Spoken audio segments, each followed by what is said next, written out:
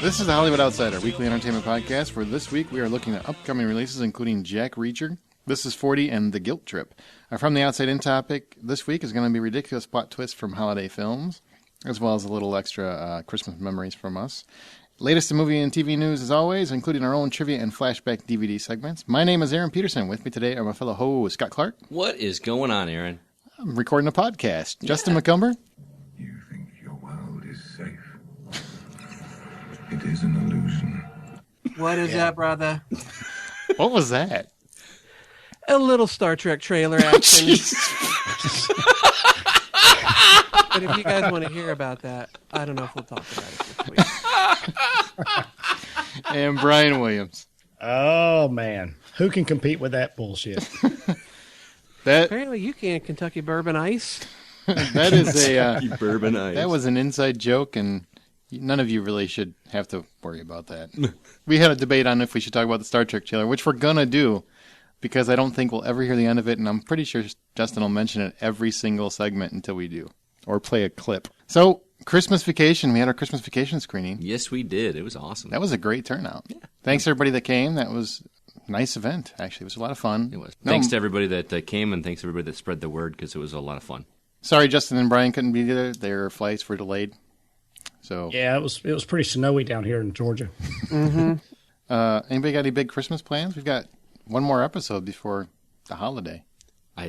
That weekend is just book solid for me. I got Christmas parties and going to see The Hobbit and all kinds of stuff. On Christmas weekend? Yeah, I'm going. It comes out this weekend, right? But I promised my wife's family that we'd all go together. There's like 15 of us all going to see it together. So that's a lot of people. Did you let them know that you were doing a movie podcast? They know. They know. They won't listen, but they know. Yeah. And I'm going to go see Les Mis on Christmas Day. So nice. Me and my wife. Brian, what about you? Yeah, whatever. Christmas bullshit. Justin? Whatever. Family stuff, you know. Hopefully you have something more than that. No, we're not doing shit. My wife said that this year we are not even leaving the house. So, nice. No, we're just going to sit at home and watch A Christmas Story over and over again because it's that goddamn good. And my birthday's tomorrow, so everybody can wish me happy birthday. This is true. By the time you hear this, it'll be past or during Justin's birthday, so make sure to send an email to him. I'll be 40. Are you sad? Today is my last day in my 30s. It's a bit more bittersweet than I had anticipated. I'm getting old. What are you going to do to celebrate? Kill myself. Pluck at all my gray hairs. Aww. Are you going to look in the mirror? The ones on my crotch are the worst to pluck. It's terrible. Going to look in the mirror and wonder when you peaked? Yeah, yeah. Why I wasn't before now. Well, happy birthday, man. Well, thank you. Yeah, happy birthday. Appreciate it. Where are my gifts? I believe you have them.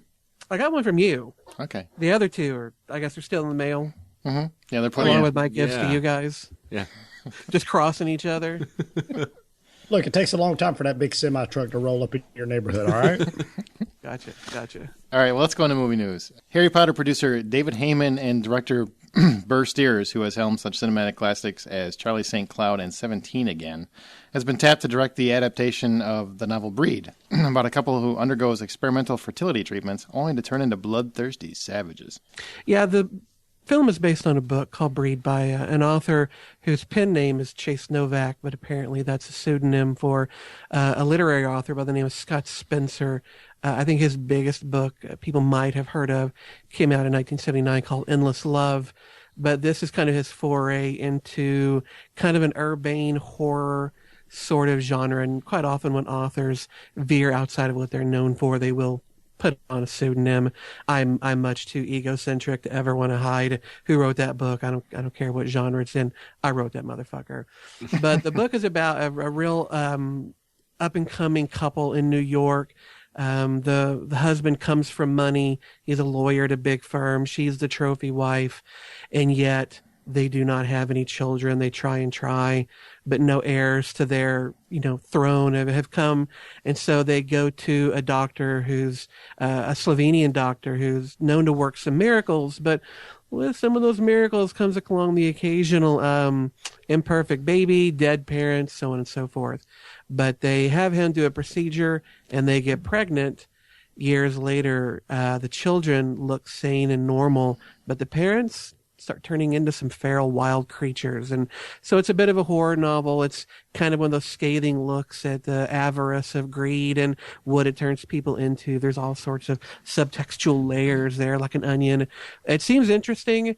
I don't know if I want the guy who did 17 again helming a film like that, or Charlie St. Cloud, but you have to figure these people who hire him know what they're doing. So we'll have to see, but it sounds interesting.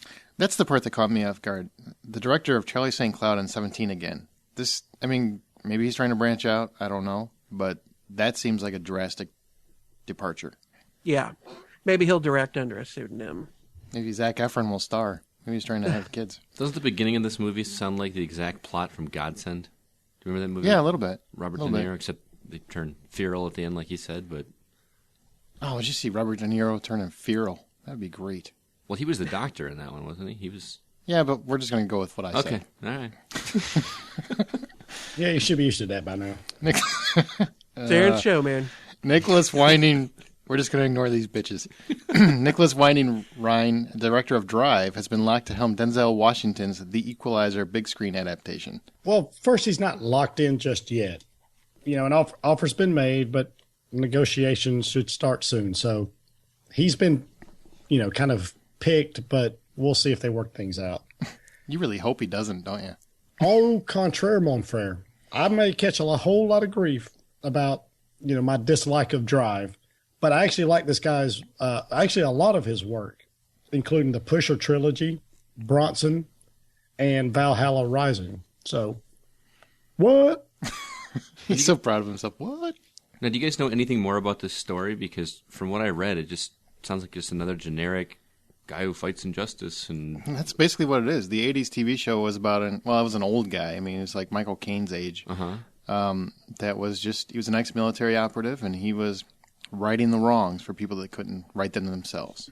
Scotty's showing his youth again. Right, and I get that. But, I mean, with something like that, don't you got to kind of bring something fresh to the table to... Well, it's Denzel now. Yeah, they put a black guy in there. It's not an old white guy. Put an old black guy in there. It's an old black guy. Okay. I never watched the TV show because it was just some old Britishy looking dude. I'm like, I don't need to see him try and whoop ass with his canes or whatever implements he's got. I'd much rather watch a real action TV show like A-Team. Yeah. Which turned out to be a great movie. I really liked Equalizer. I thought it was a very kind of a cool show. The guy that played him, I can't remember his name, but he was really good. He was kind of smooth, charming, very cunning. Denzel, I think, can play that kind of role. He can play a very lethal action hero. I mean, he's played pretty much everything by this point. I think it's a good role for him. And I'd like to see what he does with it because, the premise was stretched a little thin for the show because the guy was pretty old and, I liked him. He was cool, but he's Michael Caine cool. Michael Caine couldn't kick my ass. Well, he could just watch the world burn. I mean, Denzel is really kind of a perfect storm type of guy for this movie. I mean, he draws people in. We talked a couple weeks ago about what actors will you go watch just because of their name. Mm-hmm. You don't even really care about the plot of the movie, but a lot of people will go see a Denzel movie just because Denzel is in it. And a lot of his movies are really, relatively speaking, low budget movies.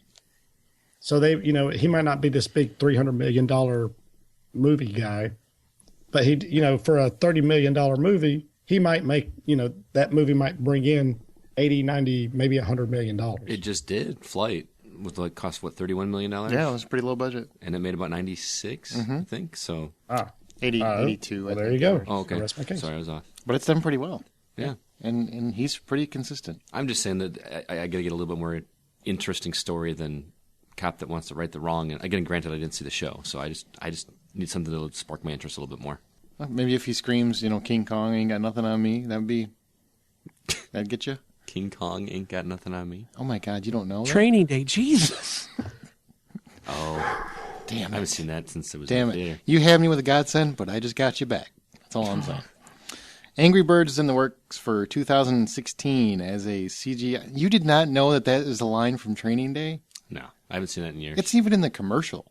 Aaron, why is he still in the show? I've told you repeatedly. It's me or him. Who would you prefer?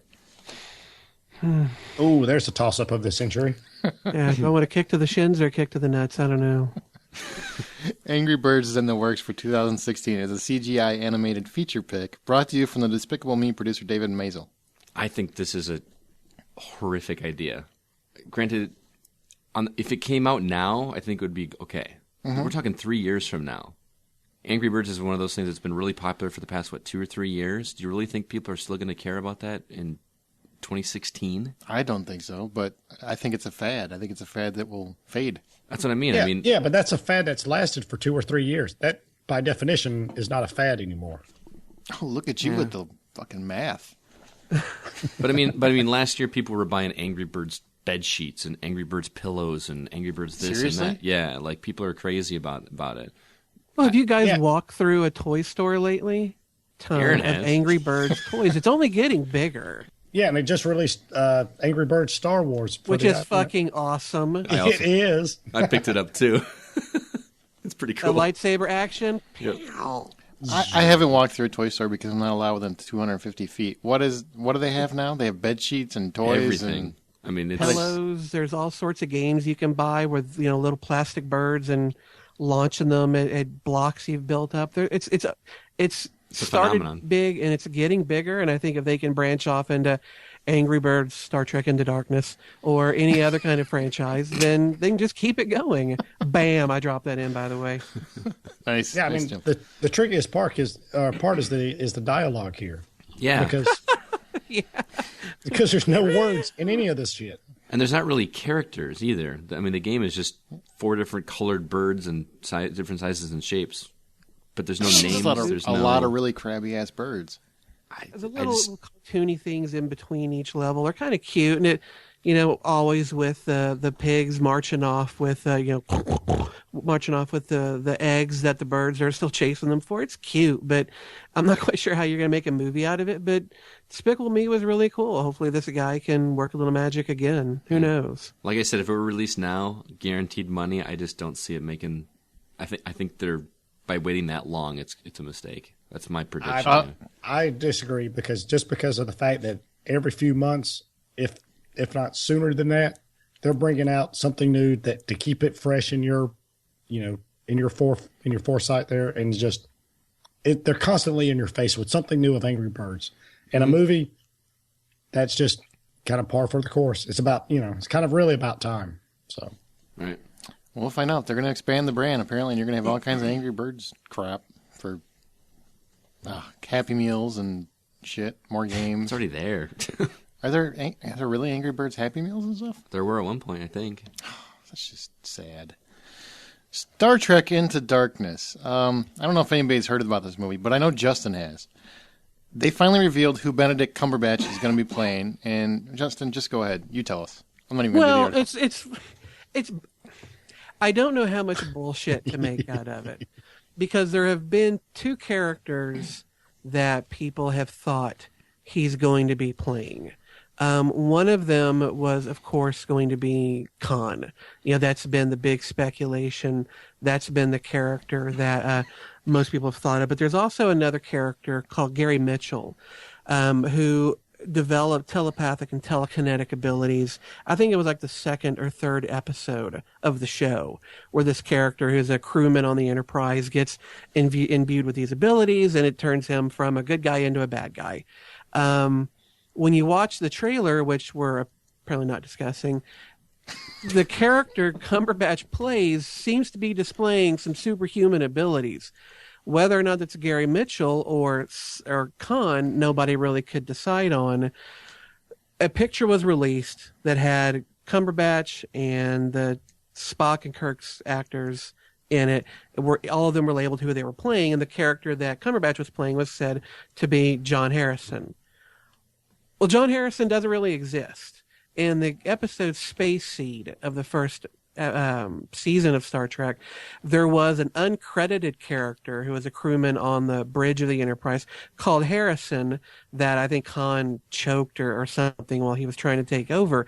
But there is no other John Harrison in the lore of Star Trek, even though J.J. Abrams and all of them have said he's playing a villain you all know. So now people are speculating, is this a red herring? Is this really just a fake name that they threw out to keep people in suspense? Or is this maybe the possible other name for a character, maybe a clone of that character or something? Speculation's still riding high that this is Khan, or if it's not Khan, it's one of Khan's other superhumans, who, for those who don't know, there was an episode in the first season. Khan is a result of the eugenics wars that happened in the 1990s. We all must have missed it, where Khan and a bunch of other people were genetically gifted with superior strength and all that. They left. Enterprise found the ship, the Botany Bay. Much fighting ensued. Stranded them on a planet. Then comes Star Trek II, The Wrath of Khan. Could this be Khan or one of his other men? Who knows? Is this John Harrison just a fake name? We don't know. We'll have to find out. As far as Alice Eve goes, she's also in the trailer. I talked about her a while ago when she was on that film, I'm Out of Your League. She's stunningly gorgeous, a fantastic actress in everything that I've seen her in. It's been now confirmed that she's going to be playing Carol Marcus, who, for those who aren't Star Trek fans, is the mother of James T. Kirk's son, David, and whom you see in Star Trek II, The Wrath of Khan. Her being Carol Marcus adds fuel to the flames that he is playing, that Cumberbatch is playing Khan or one of the other eugenics people. I don't know when we're going to find out more, but that seems to be the speculation right now. I do love that she's playing Carol Marcus, though, because at the end of the Japanese trailer, which is almost identical to this, but with a little bit extra added, the character Cumberbatch is playing says, "What would you do for family?" And if she is the father or the mother of his eventual son, that plays into it as well, that she may be a continuing character unless they further widen the gulf between the old timeline and the new by killing her off or something, but we'll see.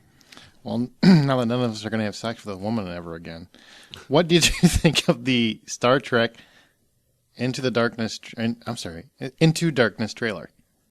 I thought the trailer, I watched it Thursday morning last week, and I was sitting in my office, and just, you could have heard a pin drop when it was done. I was so fucking blown away. And I immediately watched it again, and then I watched it again, and then I posted it on Facebook, and I yelled out at my wife, "You have got to fucking see this. It's gripping. It is, his voice, Cumberbatch, is amazing. It's so magnetic, and I actually can't wait to hear him now voicing Smaug in the Hobbit films, because that boy, he is thin as a reed, but he's got one of those voices that can just, reduce a rock to dust with that rumble. I loved it. It was action-packed, majestic in scope. Please come take my money. Give me this movie now. I have got to see it. I do have to say it. And don't get me wrong, it's a cool trailer, and it's on our. Go to our thehollywoodoutsiders.com. You can see it. It's on our wall. But it's also a teaser trailer. I didn't see that much. I mean, it's just a lot of quick shots, a little quick action here, quick action there. I didn't think it was majestic. I think it looks good. Oh, that scene though, where the ship crashes and it's rising up from the water. Oh my God! And that lava planet that almost looks like Mustafar from episode 3. Oh God, it just looks grand in almost every aspect. Definitely looks much bigger than the other Star Trek movies. I'll give it that. They're definitely up in the ante. I just hope they double up the lens flare usage. Because I can't get enough of that. Yeah. There was a lot even in the trailer. Yeah, J.J. Abrams, I'm pretty sure he keeps count. I want to have 100 lens flares in this film. Let's go. He can put as many in as he wants. Just give me that movie. Well, if you want more proof that the Chinese are taking over, Marvel founder Avi Arad is partnering with Bruno Wu's Beijing-based 7 Stars Entertainment to launch a slate of superhero flicks inspired by Chinese history and mythology. And up first is Rise of the Takata Warriors. What? Terracotta? Terracotta. Takata. There were not only one, but like a couple of R's in there. that you just skimmed over. You shut up and talk. He didn't roll them, so Yeah, just if he doesn't roll his R's, he just doesn't use them. he just omits them. This is why the Chinese are going to win. People like me. Exactly. I mean, hey, look, I recognize that China has a deep and rich mythological well of characters to kind of dip into, but this is just proof that, excuse me, fighting a cold here, but this is just really proof that we're just one step closer to the inevitable takeover of the United States by China. I'm just saying. I mean, I agree. They've already bought it. They bought out AMC, our biggest movie chain. The first Chinese banks have opened up here in America. They're just getting a foot in. And now we're beginning the catering to the ones we are house notes to. And by house notes, I kind of mean our national debt. So, whatever. And they are also opening theaters over in China at record paces. Yep. At a record pace. Sorry, not paces. At a record pace. They're actually opening theaters at a record pace. And it keeps going and going and going. Yep. Were there not theaters there before, or there just not as many? It was a very small market. Very small market. Now, I mean, China, I think, is the second biggest next to North America now. Already. And they weren't like 5 years ago. Yep. So if you're wanting Rosetta Stone for Christmas, ask for the Mandarin version. They make some pretty cool films. I mean, there's a trailer out for a new movie with Jet Li in it called The Sorcerer and the White Snake. It looks pretty cool. China does have a very interesting and rich mythology that I think would look fantastic on screen. They've done it before in previous films, and I'm not quite as anticipating the jackbooted steps of them taking over the country as you guys seem to be, but I look forward to seeing some of these movies. Go ahead, stick your head in the Gobi Desert. Mm-hmm. Enjoy, because Red Dawn's coming here, man. It's going to happen. It's just going to happen in our theaters. And that's how they get here. That's how they get here. They have movie premieres. They get them in. That's right. They leave one Chinese person behind every time until we're overrun. And suddenly they have a movie premiere where they have to ship in about 14 million, just because they want to have a huge, you want to have a big one. Come on, let's have a big one. I think we're safe Why do here. you need tanks? Oh, these are window dressing. That's how we escort our people. Okay, well, before we get to Brian, one quick mention. The Screen Actors Guild nominations are out, and one thing is important to note. They finally have included in the awards stunts for film, which hasn't really been done. And this is, for those that don't realize, the Screen Actors Guild is kind of a precursor for the Oscars because the Screen Actors Guild are the ones that basically get the nominations in for acting. So the fact that they're including stunt work does bode well for the possibility of in the future, which we've talked about on the show several times, of including stunt work and stuntmen and actual legitimate, quality work. These guys that risk their lives every day. People who have died. Yeah, people have films. died for these movies, and they bust their ass, and they never get enough credit. They're actually giving them some credit. Now, not as much credit as I would like, but it's a start. What do you guys think of that? I mean, of that finally coming to fruition. About fucking time. Yep. We've talked About time. Obviously, somebody is listening to this podcast. We are influencing people, Brian. Absolutely. We are making this shit happen. We're going to change this name. Hollywood Insiders, bitch. Welcome to Brian's Trailer Park.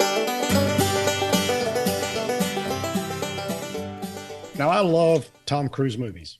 I know there isn't much depth with the guy, but when he does action, he really fucking brings it.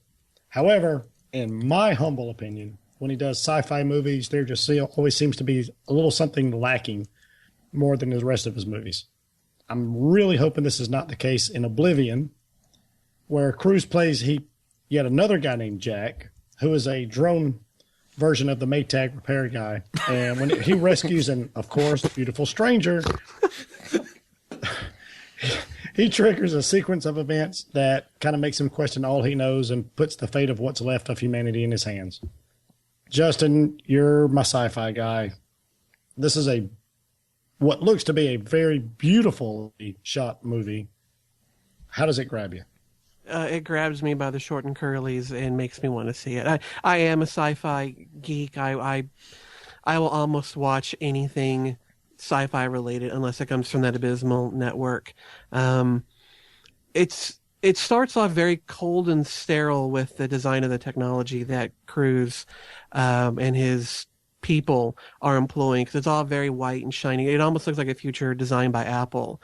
And they're visiting an Earth that they said, 60 years ago, bad shit went down. And so he's there just, they're there monitoring the planet. It's a confusing trailer, though, because his character obviously is his age. They don't mention anything about time travel, suspended animation. And he says that this all happened 60 years ago, which you would think means it happened before he was born. Yet there are things that go on in the trailer where people seem to know him that he doesn't know. Memories in his head look like they're memories from Earth, yet there's no way he could have been old enough for those memories to be there. So there's something Like more going on. He's describing a Super Bowl and how the crowd goes wild and all this other stuff, yet he looks like he's 35, 40 years old. Right. But it happened 60, 70 years ago, whatever the case was. So there's more going on. This is an interesting trailer. I'm really excited for it. Of the two trailers that are sci-fi that we're going to be talking about today, this one is by far the one that I'm more interested in. I'm excited. I'm a Cruise fan, unabashedly. And this one looks good. The only thing I hate about it is the title. I see it and I think, where are the monsters? And why is this not in first person? Yeah. It's a video game reference. Sorry, Aaron. I'm with Justin. As soon as I saw the opening cinematic, it looked sci-fi. I was on board. I think what really grabbed me with the trailer is there seems to be a real sense of isolation that I don't see Tom Cruise do in a lot of movies. I'm thinking kind of like Castaway thing. Granted, he's talking to somebody through a communicator mostly through the scene. I'm kind of liking seeing him on his own to see if he can still bring that Aaron's word charisma that he does in his other films. I think it looks really could be another side of Tom Cruise. So why does Morgan Freeman look like Morpheus? Somebody please want to answer me? I've heard that, and I don't get that. I didn't think of more. You know what I thought of when I saw him light up that cigar was the guy from Waterworld that's in the tanker. That's what he looked like to me. No, because the way that he talks very abstractly. Mm-hmm. He's wearing the sunglasses. He's very cool. He seems very Morpheus. I'm wondering if Tom Cruise is Neo. I don't think it's a Matrix remake. You watch. Man. I agree there is that Morpheus air about him, because it alludes to the fact that he's leader of these underground human civilization. So anyways, Oblivion opens up April 19th of 2013.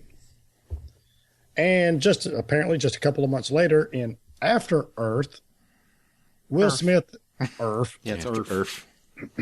Will Smith and his son Jaden come back to Earth. Well, I don't think that the two movies really tie into one another. It might be cool if they did and kind of spring on us an Avengers-like post-Earth apocalypse multi-movie franchise thingy. Yeah. But anyway, so they crash land on Earth. Daddy's critically hurt, and son needs to go somewhere far, far away and signal for help. Problem is, Earth has evolved to a not-so-human friendly state, and apparently 1,000 years is enough to bring back saber-toothed tigers and giant okapi and stuff or whatever. So while I wish this had a different cast, it visually looks great and chocked with plenty of action. Scotty, what do you think? It looks interesting. It didn't grab me as much as Oblivion did. I think it seems to be a more dramatic movie, especially with the two, the father and son actor duo going on there, after they did Pursuit of Happiness. The action looks good, but I don't know why. It's basically the same story, but Oblivion just felt right to me as opposed to this one that just, maybe it's because I saw it after I saw the other trailer, but it just didn't excite me as much as the other. What about you guys? The director. That's really all I have to say. M. Night Yeah, well, Shyamalan. they don't even mention that in the trailer. Well, they learned their lesson after Devil, when everybody laughed in the theater. Yeah, honestly, Justin, I think that's true. I think they drop his name because he actually turns people away now. But it's important to note, and I mentioned this to you, Aaron, that he didn't write it. He's directing it. Well, he probably had a hand in some of the script, but he was mostly a director. He also only directed The Last Airbender, I think. I don't think he wrote that, and that was shit. That was shit. Ooh. Yeah, see, I'll be honest with you. M. Night Shyamalan, or Shyamalan Ding Dong, however the fuck you say his name, has not done a credible movie since, and I'm being very nice here, since Signs. He's done The Village, he's done Lady in the Water, he's done The Happening, Plants Attack. He's done The Last Airbender. Fuck this movie. I love Will Smith. Love Will Smith. I think he's one of the most talented and charismatic actors of our generation. Just amazes me how well he's done since he started out as a rapper in pajamas and shit. But his son, can't stand him. Don't like Jaden at all. I don't find him. I think he's Karate Kid was a big hit, and that's great and good for him. I don't find the kid interesting. I think he's a really bad actor, and I can't stand M. Night Shyamalan. I will not give him the benefit of the doubt anymore. He has fucked me over and over. I'm done. Done. Well, and I feel like Will Smith is trying to force his son into being someone that maybe he's just not suited to be, which is a small version of him. Maybe and of course it's way too early to be judging how good of an actor Jaden Smith will end up being. He is still just a kid, but the fact that it's his son, I feel like he's just shoving him down our throat, trying to convince us that he is going to be a big thing, and you need to recognize that right now and watch this movie. I feel like he's in the movie not because he was good and the casting people wanted to get him, but because Will Smith's got the big enough balls to force his son into that role. So I already start off the movie with a little bit of a, I don't know about this. And then with M. Night, man, I loved your first two films, but you have been nothing but shit since. I'm incredibly skeptical of this movie. Scott's right. Oblivion looks so much better. And frankly, there was already a movie with After Earth in the title, and it was probably better than this one's going to be. Titan AE, bitch. I remember that. Wait, can you go back to the part where you said Scott was right? I like that. Scott was right. I'm not used to hearing looks that. so much better. Put that on a loop and send it to Scott. Yeah, I'll make a Merry ringtone Christmas. out of it for you. A ringtone. All right. Well, After Earth opens up on June 7th, 2013. And as if he's a pariah of the impending doom of our planet, which we apparently can't get enough of, our next movie is about another alien, if you will, whose planet was destroyed and he ended up on our planet. So we finally get a better look at Man of Steel and see a little bit more of a young Clark Kent struggle of becoming the bulletproof man in blue tights and red cape that we've all grown to love. We also get short glimpses of Kevin Costner, Michael Shannon, and Russell Crowe. Now, while I didn't see the signature slow-mo action shots of Zack Snyder is notorious for, you can definitely tell this is one of his movies, can't you, Aaron? Yeah, you can. And there's actually a couple slow motion, just when they draw back and you see his cape and you're starting to see it in full length against the clouds. I mean, that's typical Zack Snyder, but it definitely does seem like he's toning down his ridiculously dramatic Michael Bay-ish slow-mo, which is great because that's the stuff that annoys me about him. Otherwise, I think he has a great visual eye. Mm-hmm. Great visual eye. Trailer I really like. I think it's a nice mix between Zack Snyder's world and Christopher Nolan's world. I like how they're making Superman a little bit more realistic, yet still making him, a superhero. The part where they bring him in, granted, it's in the poster, which the poster I thought was a fantastic poster because it's very subtle and very direct. But when the military are walking Superman down a hallway and he's in handcuffs, and there's nothing that gets him there except him wanting to be there. Mm-hmm. That to me says a lot. That show, I think, to me says that they're going with he's trying to be the hero that we remember of our youth, but in a time where they're not so accepting of one man going about it on his own kind of thing. And he's trying to be a good man, a good hero, the true-hearted hero that he should be. Mm-hmm. That to me made me exciting because they're putting a little edge to it, but they're keeping him true to character from what I saw. I couldn't be more excited for it. When I first saw, I got the same feeling I did when I first saw the Batman reboots. When those trailers first come out, like, yes, they're bringing it back. They're doing it justice, and it really looks. I mean, I haven't seen it obviously, but it looks like they've delivered on this. I cannot wait. I'm almost as excited as Justin. This has been such a good week for trailers. Yeah, I mean, I can't remember when I have had so many quality trailers pass in front of my eyes in 1 week as this one. And the Man of Steel coming out, it just looks magnificent. Every moment of that movie looked so good, so down to earth, so much more in our world than I think any other Superman movie has been. I cannot wait to see this movie. I want Superman's nobility and what he is to be conveyed to other people as I feel it. And this movie seems like it might do that.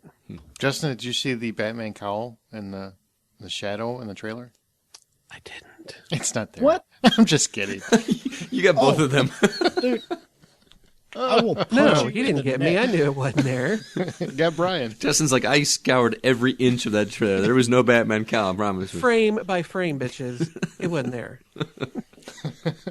I'll tell you one thing that I did like about this, and it's really something kind of oddly that I don't think has ever been done in any other Superman movie, and that was seeing him on fire. Oh, yeah. It was just like, oh yeah, you can't really burn him. It was just, it's really no big deal, but it was just kind of one of those little visuals that you're like, hey, wait a minute, we've never really seen that before. You know what I thought was kind of funny is he's got this scruffy beard and he's obviously, oh, look, I'm trying to find myself. You know, that I'm trying to find myself beard. How does he shave it? How does he shave that fucking thing off? What is he going to shave it with? His hands? His own laser vision. Yeah, laser vision in a mirror. He just looks in the mirror and goes, zzz. He just moves It his doesn't eyeballs. matter. I mean, it just, oh God. I'm really curious though how they're going to handle, in the Donner films, he learned about who he was with that green crystal that he threw into the Arctic, and it formed the Fortress of Solitude, and there's where he learned who he is. This film looks to be going a different route, and if I'm reading some of the scenes correctly, it actually looks like he's going to learn a lot about himself through Zod, because you could see him walking through an area that's got like 3 pods in it, which of course would be Zod and his 2 lieutenants. And when he's talking with someone, it felt like he was talking to a person who was there. And if Zod is maybe not showing his villainy right off the bat, maybe Zod's the one who kind of makes Superman who he is. I don't know. I want to see more. Yeah, I don't want to see anything until the movie comes out. I'm in a weird place. It looks fantastic. Yeah, I personally have seen enough. My appetite is whetted enough. I don't really want to get any more. Yeah, I I guess want to be preconceived virgin. notions. Right. I got to protect my Superman hymen. I need to go in. No more than this. Just a quick. Just a I'm tip. gonna stop now before I get really bold. You say that, dude, but there's no way. They come out with a trailer 3 and you'll be watching that shit I left know, and right. but I don't want to. All right. Well, Man of Steel opens up June 14th, 2013. And if there's anything else you want us to blabber about, send us an email at feedback@thehollywoodoutsider.com. Get us on Twitter at @H_outsider and like us on Facebook at facebook.com/thehollywoodoutsider, where you can post some comments, questions, and catch all kinds of interesting news and jibber jabber that we post. So don't forget, you can also get your official I'm a Ho t-shirts at thehollywoodoutsider.com. Stump the hoe.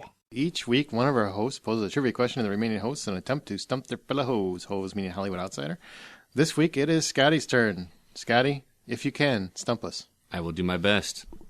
As a reminder, last night, I've already talked about it, we had our screening of National Lampoon's Christmas Vacation. C. And we did... I just figured I'd go ahead and answer it because I always get them right anyway. Wow. I just figured I'd answer before I get the question. Oh, okay. you Thought you were guys a saying fair yes in chance. Spanish. Let's see how committed he is. So we did some trivia questions last night for that, and so it was really hard to come up with another one because Aaron would have known the answers already since he was there, but I came up with one, and I want to see if you guys know it. So in the movie, the song "Here Comes Santa Claus" is played during the scene where the police storm the Griswold's house. You guys all remember that scene towards the very end? Yeah, I just watched the movie. Yeah. The version is sung by Gene Autry, who is third cousin to one of the actors in the film. Which Holy actor? shit. Is it A, Randy Quaid, who plays Cousin Eddie, B, Beverly D'Angelo, who plays Ellen Griswold, C, Chevy Chase, who plays Clark Griswold, or D, Doris Roberts, who plays Ellen's mother, Frances? So who is third cousin to Gene Autry? Doris Roberts. Yeah. That's not C. Yeah, it's not C. I'll go with Doris Roberts, too, because she's old. All right. Brian's always right, so my answer will always be what Brian said. So you guys are all saying D, Doris Roberts? Uh-huh. All right. We'll I find will it. ride his curtails right into the sunset. We will find the answer out a little later in the show. And I do want to point out, I didn't realize how, was it Johnny Galecki? Is that his name? Mm-hmm. from Big Bang Theory was the little Rusty in Christmas Vacation. Yep. He has the same mannerisms now that he did then. It's spot weird. on. Yeah, it's weird. He just got taller and that's it. I mean, he still squints. He still has all his little mannerisms are exactly the same. That's weird.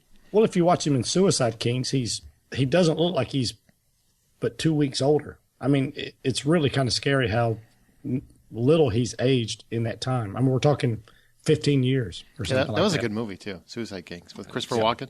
Yep. It's a great movie. Cool. Let's go to box office. We don't have any movies to review this week, so everybody's lucky. You don't have to hear me ramble or Justin Sonata. Hallelujah. What?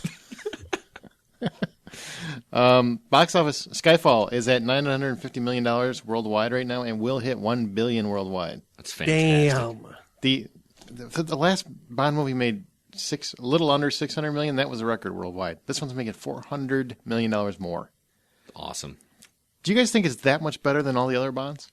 No. No, I told you I like Casino Royale better. Or do you really think it's just because of the 4-year wait that it's been so long and people were just pumped for Bond? That, and I think it got a lot of marketing. There was a lot of advertisements on that one. Plus, I think word of mouth helped that a lot with especially stuff that happened at the end. The that's spoiler probably stuff. fair enough. So, And plus, I think it's because of our positive review. that too. that's true. Yeah, that had to be it. Rise of the Guardians actually rose a spot to number 2. So, see what I did there? 10.4 million, and it's got 61 million in the till. It's still a flop. I don't care what it does from this point forward, unless it shoots up to $200 million total. It's a flop. Twilight Saga Breaking Dawn Part 2, 9.1 million. So did you say that the Twilight Saga is sunsetting? Oh, shit, that didn't go where I wanted. Fuck it, go.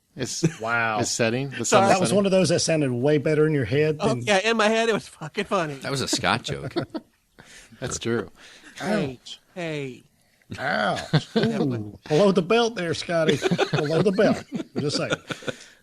In terms of other movies, Playing for Keeps is the only one that opened wide, and it got 5.7 million. Gerard Butler, You Better Do 300 Part 2. That's all I got to say. 301. 301. Really? You can't make fun of him. You can't make fun of him right now. You can't. Sorry. Why don't you go ride into the sunset?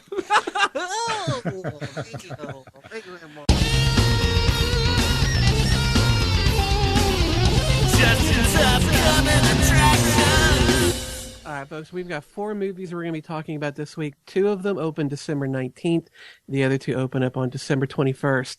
The first one is Guilt Trip. This is a comedy directed by Ann Fletcher, starring Barbara Streisand and Seth Rogen. It was originally titled My Mother's Curse. It's about an inventor, played by Rogen, who invites his mother on a cross-country trip as he tries to sell his new product while also reuniting her with a lost love. Now, I've been on a trip with my mother recently, and there wasn't anything about it worth laughing at. Aaron, you seem to have a great relationship with your mother, so I imagine a film like this sounds like your greatest summer ever. Am I right? It actually does. Yeah, I was really surprised that I would like it, but obviously I'm a mama's boy, so it's right up my alley. I don't like Barbara Streisand as an actress or a singer or as an entertainer. Or See, just don't like her. I just don't like her. But I'll give her the benefit of the doubt. I think the story looks cute, and as far as the comedies that are coming out, I'd rather see this than I would our other one. I didn't know you didn't like Jews. Stop. Gotta come up before. I already saw Due Date. I'm good. Was Zach Galifianakis Robert Downey Jr.'s mother? Is that what you're saying? No, it's road trip with 2 people. Yeah, but it's like mom and son. I think that's kind of sweet, and it could be really cute. And Seth Rogen, he has potential to actually be a charming guy when he wants to be, when he's not doing Green Hornet and shit. Yeah, but Barbara Streisand. It's got cable movie written all over it. I'm not wasting my money in the theater for this. It's because you're a man's man. If nobody's getting shot, Brian don't want to see it. Why don't you bring your mother on? You can do the show with her. Yeah, she probably doesn't want Yeah, to see maybe Star you and Trek your mom either. can do the spoiler cast. How's that? Spoiler cast for Guilt Trip. You can talk about watching the dragon tattoo anal rape scene together. We bonded. I bet. All right, our second film is That's Monster how you were impregnated. In through the outdoor, if you know what I'm saying. All right, also on December 19th, Monsters, Inc. 3D. Now, Monsters, Inc. was a 2001. Yeah, we're going back 11 years. Computer animated comedy film directed by Pete Docter and released by Walt Disney Pictures. It was Pixar's fourth film. Co-directed by Lee Unkrich and David Silverman. The film starred two monsters who work for a company named Monsters, Inc. Top scarer James P. Sullivan, who was, of course, voiced by John Goodman, known as Sully, and his one-eyed assistant Mike, played by Billy Crystal. They generated the city's power by scaring children, but they're terribly afraid themselves of being contaminated by those children. So when one of them enters Monstropolis, Sully finds his world disrupted. Although the film suffered from some negative early publicity because of two lawsuits that were brought against the filmmakers, both of which were ultimately dismissed, Monsters, Inc. proved to be a major box office success, generating over $525 million worldwide. And of course, next year we all are, of course, looking forward to the prequel Monsters University. Now, I've already gone to Aaron, so I can't use my go-to pedophile jokes on this one. So, Brian, I'm going to head on over to you and see if you're ready to mix in a little Monsters, Inc. 3D with your usual monster truck rallies, or is that just too much monster in for one weekend? Well, while normally you can't have enough, too much monster action, I don't. This, for me personally, this is, I don't know. This is an overrated movie. I liked it. I was entertained with it. A decade ago, whatever it was. It was funny. I've caught it on cable a couple of times since then. I just don't care about it enough to go see it in 3D. I don't know. Whatever. I'm probably in the whatever. I'm probably in the short group of this, but I don't care. I got your back.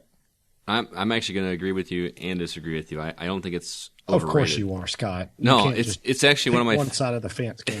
I can't. I got to ride that thing. It's actually one of my favorite Pixar movies. But I went and saw Finding Nemo in the theater, and as cool as it was, I kind of regretted spending that much money to see it. Mm-hmm. So I'd rather wait for. That's not on Blu-ray yet, is it? Yes. Is it? Mm-hmm. Not in 3D, but it is available on Blu-ray and just regular. That's one that I'm okay watching that one at home. Like Brian said, it's on TV all the time. That's one of the more cute Pixar movies. It's just too cute for its own good, and I don't have any kids to take to it or nieces or nephews, so. I don't really like. I agree with Brian. It's probably one of the weakest Pixar ones to me. Really? I'd rather watch A Bug's Life than I would this one. You'd rather watch Cars? No, I didn't say it was the. I personally would much rather watch Cars. That's because you sound like Mater. Hey, get her done. I just, it's one of the weaker ones for me. I thought it was a cute concept and some of the jokes are funny, but it's just one of those that I don't like watching over again.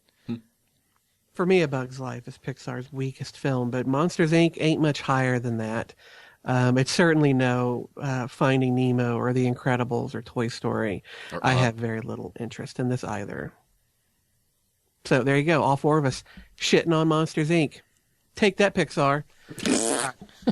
Now, our next film is... Dude, seriously, stop. Don't piss off Disney. Just say, I'm sorry. Yeah. And let's move on. That's Star Wars now, man. You got to be nice. They own every fucking thing we love. You're absolutely right. It's the Chinese, then Disney. I want my Avengers 2. I want my Star Wars. So accept my apologies, please. All right, December 21st, we're going to be getting This Is 40. Now, This Is 40 is a comedy written, co-produced, and directed by Judd Apatow. It's a spin-off sequel to the 2007 film Knocked Up and stars Paul Rudd and Leslie Mann, who happens to also be Judd Apatow's wife. They play Debbie and Pete, a couple first seen in Knocked Up, continuing to fight their way through their marriage. The growing financial troubles from Pete's new record label adds to the pressure. Scotty, you're furthest from 40 from all of us. So does seeing this movie seem like a scary glimpse through the peephole of what's to come, or are you ready to burst through that door in 20 years and finally be a man? 20 years? I wish. No, this is not one I'm going to see in the theater. It looks cute and it has some laughs, and I love me some Paul Rudd. Don't get me wrong, but Leslie Mann, I don't know. There's something about her that like nails on a chalkboard. Watching I her, hear you. That voice. I hear you. And she was the least interesting character from Knocked Up to me. I don't want a movie centered around her. It does look like it's got some warmth to it, but not enough to get me to come see it in the theater. So, what about you guys? Like I said, I'd rather see Guilt Trip. I'd rather see Barbara Streisand. I think some of the jokes are because Paul Rudd. I don't know who Paul Rudd is, but Paul Rudd It's is his younger brother. And then Elmer. yeah. Paul is one of my favorite comedic actors out there. I really think he's just one of the funniest guys around. But I don't like. Surprises me Why? because he's all about dick and fart jokes. No, he's not. He's a very sarcastic, and he's my kind of comedian. Yeah. He's I like him. He's just funny, and he doesn't care about you, and I like him. Leslie Mann annoys the shit out of me, and she does not deserve her own movie. I think she's great in like the scene with the bouncer and Knocked Up. That's hysterical. Put her in a whole movie. I've seen her in a whole movie before. She grates on you. Mm-hmm. And not just her voice. It's her jokes are all the same. I mean, they're very similar. It's like the whole movie of that. I don't want that. Now, if it's a whole movie of Paul Rudd and she's duct taped, I'll watch it. I do like they got the same kids, which are actually her kids, I believe. Yeah, in real life, it's hers and Judd Apatow's, actually. Right, so that really kind of brings it full circle as makes Look you at him. believe He's that being Will Smith, shoehorning his kids into our faces. I'm not paying $10 to watch their fucking home movies. Exactly. Yeah, that's a good point. Exactly. I have heard quite a few good things about Leslie Mann's performance. So I'm not as quick to write her off as you guys are, but I have found her very annoying in the past. So if she's going to overcome that, then we'll see. I mean, she's funny. He's funny. It looks funny, but I'm not. It's just not one that's going to make me break out my wallet and say, "Here's my $10. Give me a ticket." Yeah, of the two comedies, though, this and Guilt Trip, I would much rather see this one. I would agree. Yeah. All right. Well, our last film, Jack Reacher.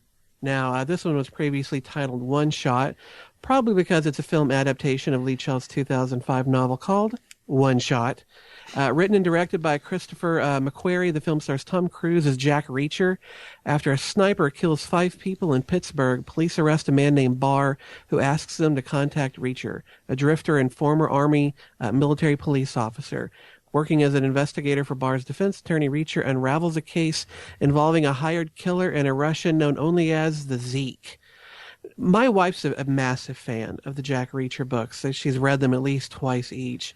And I know that when Cruise was announced to be the actor playing him, a lot of people cried foul, but she didn't. She figured, well, they probably know what they're doing, so let's wait and see the trailer before we start hating on him. When the trailers came out, she liked it well enough. She wished they would have gotten somebody more physically like the character of Jack Reacher, who in the books is apparently 6'5", looks basically like The Rock. But she still wants to see it. She's looking forward to it. I've never read the books, but I'm kind of looking forward to it too. Are any of you interested in Jack Reacher? Well, you saw that Christopher McQuarrie replied to us on Twitter, right? Mm-hmm. I did. I actually Twittered him too, but he didn't respond to me. Oh, I guess maybe if you wouldn't have tweeted him about fucking Star Trek, he might have responded. I don't know. I think it looks fantastic. I'm not like Scott. I don't use that word loosely. I think I wasn't sold at first. I thought the trailer looked kind of Tom Cruise does not look 6'5". He does not look like a badass. He doesn't carry himself that way. But I've researched several reviews who say the opposite, that it's a hard-biting, balls-to-the-wall thriller, and he actually pulls it off. I don't know if they shoot it like they did The Hobbit, where they're all shooting down or something, so Tom Cruise looks really tall. I was wondering where you're going with that. Yeah, like he's Gandalf and all the other guys are little hobbits. But I don't know how they do it, but apparently he pulls it off. McQuarrie, of course, is going to tell us he pulls it off, but I've heard that and read that from many different sources, and now I'm really sold. Now I think it looks fantastic. It's just the kind of movie I want to see. I haven't read the book, so I can't speak to that at all, but the teaser trailer they showed several months ago just looked okay, whatever. This one really kind of sold me. It looks like it's going to be a lot of fun as far as just him kicking ass, taking names, and I love the scene at the end of the trailer with the guy that just kind of hands him his baseball cap. Yeah, like the crowd is helping him hide. I don't know. That scene made me smile. I can't wait to see it. Well, it sounds like I already know ahead of time what's going to be our pick. But of these 4 films, Guilt Trip, Monsters, Inc., 3D, This is 40, and Jack Reacher, which one are all of us planning on going to the theater to see? Aaron? Guilt Trip? Just kidding. Jack Reacher. But I want to go with my mom to see Guilt Trip and hug her. Okay. Scotty, be a man. Can you please add to the man quotient here? Jack Reacher. And Brian. Yes, sir. Clean sweep it. All right, we'll just consider this one a big old reach around then. Jack Reacher, all four of us. December 21st. God. Big old reach around. Wow. You can always hear us on iTunes, Zune, Google, listen on your Stitcher radio app. Give us a thumbs up if you do, and any RSS feed. And we do apologize. Our feed was down a couple of days this week. Wasn't our fault, but it was down. So if you were trying to download it, we didn't disappear. We just didn't have a feed. Sorry. And also RockfordCollegeRadio.com, Thursdays from 4 to 6. What's this movie? What's this movie? Each week we play ours or our listener-suggested clip from a movie, and if you think you know what the clip is, email us at feedback@thehollywoodoutsider.com or send us a direct message on Twitter at @H_outsider. We will announce those that got it correct on the air and give you a proper host shout-out. Last week's answer was from Brian, and it was Fear and Loathing in Las Vegas. Only one person, only one, got it right. That's Benjamin A. Congratulations, man. You did a great job. A lot of wrong answers. I don't blame him. I had no idea. Well, you're an idiot. Fuck you. You're calling all our listeners idiots? No, I'm just calling you an idiot. This week it was Justin's turn. And this one is, I like this clip, and I think it's kind of a hard one, even though you wouldn't think it would be once you know what it is. But if you think you know what this is, email us at feedback@thehollywoodoutsider.com. Those that guess it correctly, we're going to have a drawing. We're going to give a shirt away this time. So if you think you know what it is, email us at feedback@thehollywoodoutsider. Firemen came and broke through the chimney top, and me and Mom were expecting them to pull out a dead cat or a bird, and instead they pulled out my father.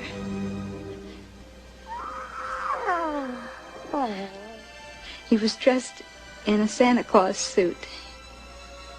He'd been climbing down the chimney on Christmas Eve, his arms loaded with presents. He was going to surprise us. He slipped and broke his neck. Died instantly. Now, let's go to TV and home video. First thing we've got is an actress going by the anonymous name of Ann G. is suing Time Warner, HBO, and Cinemax for what she feels was her being bullied into nudity by threats of lawsuits, which is kind of ironic if you think about it. We normally don't get into things like this because, everybody's suing everybody in Hollywood, but it brings up an interesting question, which is nudity, for the sake of titillation and objectifying women, past its prime? Hell no. I like titties. Now, on a serious note, if this woman was indeed bullied into being nude on screen, then she deserves her day in court, and the people responsible for that should be made to be punished in some way, because no one should be forced to do something that they don't want to do, especially something as big as revealing yourself like that. But is nudity just in and of itself for the sake of titillation and objectifying women past its time? No, it'll never be past its time. We have been objectifying ourselves since we started drawing stick figures on cave walls, and one of them just had a thing dingling down and the other one had boobs. It's what we do. We find each other, the genders find each other attractive. It's a natural thing. Should it be purely just to titillate? There should be another reason that a woman's naked on screen or a guy is naked on screen. But no, it'll never be past its prime. It may wax and wane as to how much we do it in a movie or on a TV show, but we are human beings. We find our bodies and other people's bodies appealing, and we want to look at them. That's a part of who we are. No matter how minded we may want to think about ourselves, we are still animals, and animals like boobs. I like boobs. Make that a ringtone. We've talked about this before, especially shows like Game of Thrones and several movies. If it's just for the sake of showing boobs, I'm against it. I don't like it. It doesn't do anything for me. And actually, it takes me out of whatever I'm watching. Mm-hmm. If it's part of the story somehow, whether it be because of showing how, whatever it's showing, whether it has to do with the relationship they're trying to express or it has to do with what this person is going through, then I'm okay with that. If it's part of the story, I'm okay with that. But and as much as I like naked women, I'm fine with it in a page when they're posing and everything else. But if something I'm watching that's telling a story, it has to be part of the story, or I can't stand watching it. It really takes me out of it. I don't get that at all, but okay. Maybe it's because I have more respect for women than you and your stick figure cave boobies. Yeah. Mr. Aaron on his high horse. It could be you are. Giddy Yes, up. you're practically a spokesperson for the ladies, and I forget that. Yeah. For Nair. I'm a spokesperson for Nair. Yeah. What about you, Scott? You're being quiet. You're afraid to talk, aren't you? You pretty much at this point, because no matter what He's I looking say, at titties. damn, yeah, they're up on my screen right now. No, I mean, I enjoy a boob just as much as the next guy. Don't get me wrong. You're right there next to Aaron. Boom! Boom! But that's not why I like shows like Game of Thrones. I would like Game of Thrones regardless. I love the stories. I love the characters. I love the plot points and the direction that it goes. The nudity, I'm not gonna look down on it. It's just icing on the cake as far as I'm concerned. But that's not why I watch that show. I don't watch something because there's nudity in it unless it's porn. I mean, I don't go to watch. Go to watch it for the entertainment value, but not just to go see a boobs. No, if it's something dirty, you're looking at it for a specific purpose, I'm cool with that. And that's fine. If they pose for it, they got paid for it, that's fine. If I'm watching something where I'm actually into the story, I get taken out of it if it's just a bunch of naked people for no other reason than just to be naked. That doesn't do anything for me. It takes me out of the story. Because all I keep thinking is, why the hell is she naked? There's no reason for her to be naked. Like, It's give me an dumb. example. Game of Thrones, 90% of all the nudity in the show. Okay. And I love the show. But they Let's have... get into this discussion again. I don't want to have that discussion again. Yeah. But I do think it needs to be part of the story, or I don't see the purpose of it. And this girl, what she went through, what this woman went through, based on what her lawsuit is, and this has happened many times in Hollywood, which is they sign a contract, and then basically they're told you either take it off, or you're going to be sued for $100,000 or $500,000. I think it was $100,000 in her lawsuit. She's not the first to claim this, and a lot of kind of the shadier Hollywood, not the big time producers, but a lot of the shadier producers do this to get young women naked in front of the camera for whatever their exploitation show or movie is. And that's not right. This is part of the reason why I don't like it. It's not relevant. I don't want to see it. But wait a minute. My question is here. She's suing all three companies. Mm-hmm. Now, you know this better than I do. I'll be the first to admit it. But I know HBO and Cinemax are different. But they're owned by the same. They're owned by the same They're people. owned by... Right. Right. Okay. So it's not like she was sued by three different... or she might have been pressured by three different parties. You're saying Maybe she she's was, getting naked all over the place. That's what I'm saying. Like if she's... No, they're all combined. Okay. They're all partners on this endeavor. Okay. So it could have all been from one... It was all from one show. Yeah. Gotcha. We just don't know which one it is yet. Speaking of boobs. Speaking of boobs, Yeah. game change. How is that? Sarah- Speaking of boobs, Sarah Palin. Sarah Oh, Palin. that was clever. If I would have made sense out of it. Yeah. Game Change, the book-turned film about Sarah Palin and John McCain's ill-fated attempt at the presidency, is getting a sequel, Double Down, and it's going to revisit this year's presidential election. And I want to know, with all the media coverage and everything else, and no story nearly as polarizing as Sarah Palin was, because I'm sorry, Paul Ryan was not that interesting. Is this really necessary? No, I don't care what your political lean is. This is not interesting in any capacity. This blows my mind that this is even being discussed, much less kind of starting. This absolutely blows my mind. I actually have to disagree. What?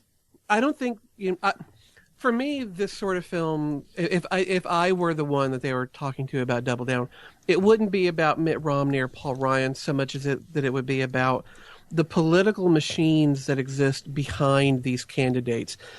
It really feels more and more every election cycle that goes past that it is less about the candidate who's presented to us, but more about the cabal of people that are behind those candidates that want to get them into office to then be like a mouthpiece or a face for their agenda. And there has been endless talk about the Koch brothers and about the RNC and some of the things that they've tried to do to get their people elected. And a film about them is interesting. A film about Paul Ryan is of no interest, or really even Mitt Romney. That doesn't interest me at all. But the machinations within the Democratic Party and the Republican Party to get their people elected, now to me, that's interesting because that's the scary part of politics. Right, and absolutely. That would be interesting if you've got a nonpartisan view of both, Yes. both, the man behind the curtains or the men behind the curtains, so Is to it speak. possible? Or the ladies, For each because side. there are some evil chicks. Whatever, the It's not- super PACs, all that other shit, Right. whatever. I mean, it's just all the people pulling the strings for the people that we're presented with. I agree with you on that. This is obviously not about that, though. Sadly, probably not. No. And I don't want to see a movie about Mitt Romney. Don't get me wrong. I don't hate him. Don't love him. He's fine. I didn't love either one of them. I don't want to see a movie about this election. It was already like, let it die. Now, I got Sarah Palin. That made sense to me because that was unprecedented, and kind of everything that happened with her was unprecedented. That's interesting. That's captivating. This is boring. Hell, everybody involved in the election was boring except Joe Biden. He's the only one that ever did anything interesting. If they did like a whole movie full of his dumbass remarks, I would watch that. Oh, they did. It's on YouTube. It's called Biden versus Biden. Look it up. It's fucking hilarious. hilarious. Let's bid a fond farewell. We can have a moment of silence if you'd like to the television classic Jersey Shore, which shall finally be put out to sea after 6 seasons of lip gloss and poorly gelled misery on December 20th. Goodbye, whores. See ya, douchebags. Someone wise once said, the highest form of ignorance is to reject something you know nothing about, and I will be the first to admit that I've watched no more than 5 minutes of Jersey Shore.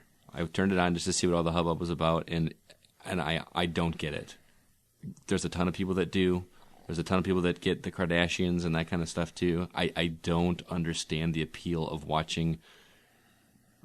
Do people want to be like these people? I mean, part of the appeal is the fact that you get, it's kind of like Honey Boo Boo. You watch it because you can't believe that there is somebody out there like that, and then you get hooked into it. You just do. It is very captivating, as sad as it is. And of course, then there are those people that after they watch 5 or 6 episodes, they become quote unquote fans of it, and that's how that shit starts. I've heard some people talk about the show. Some people some friends of mine, and the impression I get is that they like. It makes them feel better about themselves almost, but yet they still want to be in that position. Do you know what I'm saying? I've seen the show because my daughter made me. Mm-hmm. Did your daughter watch it? She used to, just for laughs and shits and giggles, but she talked me into watching it, and it's miserable. I see nothing interesting about it. I watched a couple episodes with her, just, father-daughter bonding. That was awful bonding. We could have done anything else, like thrown a ball or something. I just don't get it. I just don't get the show. I think all the girls on there are tramps. There's nothing redeeming about them. I wouldn't want any of them in my house, let alone like dating my son or something. And we're like glorifying them. I mean, it's people like idolize these people. They're popular. Look at all the reality shows. I don't think it's the same as Kardashians because I think people want to live that life. I mean, that's why they watch that show. Mm-hmm. It's not like a train wreck show. That's a little different. I think this show is. I don't get why they're popular. They're not famous. They're just regular people that grease up and gel up and go out, get drunk, and fuck random strangers. That's cool. Go out and make some friends, and then you'll be able to live that. Well, but we've laughed. This kind of goes back to the nudity thing. We've been laughing at the imbeciles amongst us forever. I mean, we're laughing at Aaron every episode. It's just, boom again. God damn, I'm hot. We laugh at those who are fools, and we always have, and we always will. I hate the show, and I hate our culture's propensity to want to celebrate the least among us. But there are far more people out there that want to do that than there are people like me, so these shows will continue to exist. I hate them. I don't like the Kardashians either. They're famous because her big boobs and her big butt, and because she put out or accidentally, quote unquote, put out a sex tape, and somehow that elevated her to the level of celebrity. It makes no sense why people would want to be these people, why people would want to watch these people. I have given them a chance just because I'm a bit of a masochist. I hate these shows. They make me feel bad about us as a species. Yeah. That these are the people we're going to put right now. Traveling to Alpha Centauri and All Stars Beyond is fucking Snooki and Kim Kardashian. These are the people that we're telling the stars, look at us. Fuck. So good riddance to this shit. The less we have to denigrate ourselves and watch people who are just so blatantly terrible, the better. The problem is that when one dies, 3 or 4 more pop up, I think. Like fucking Hydra. I don't like Hydra. I don't think any of them ever die. How do they bury them with that hair gel? I guess they'd slip right in. But let's go to DVD and Blu-ray, Scotty.